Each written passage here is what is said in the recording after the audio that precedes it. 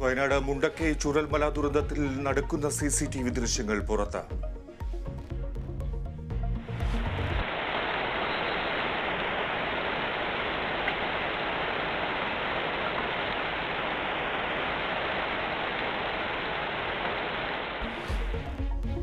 വെള്ളവിരച്ചെത്തി കടകൾ തകർക്കുന്ന ദൃശ്യങ്ങളിൽ ദുരന്തത്തിൽ ഇനി കണ്ടെത്താനുള്ളത് 119 പേരെ.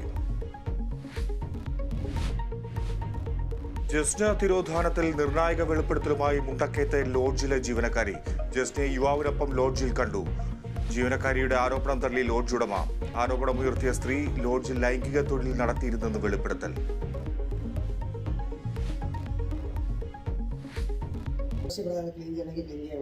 പിന്നെ ലോഡ്ജിലെ അസാധനത്തിൽ തുടങ്ങിയപ്പോൾ ഞങ്ങൾ ഒഴിവാക്കി. അതുപോലെ എൻ്റെ ലോഡ്ജിലെ പോലെ സാധനത്തിൽ വേറെ കിട്ടത്തില്ല.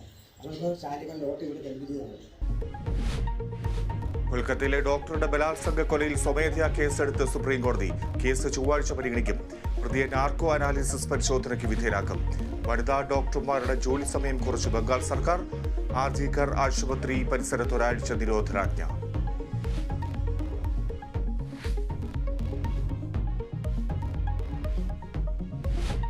പാലക്കാട് പലിശക്കാരുടെ മർദ്ദനത്തിൽ പരിക്കേറ്റ KSRTC കണ്ടക്ടർ മരിച്ചു. കുഴൽമന്ദം സ്വദേശി മനോജ് മരിച്ചത് ചികിത്സയിലിരിക്കെ. മനോജിന് മർദ്ദനമേറ്റത് ഈ മാസം 9-ന്.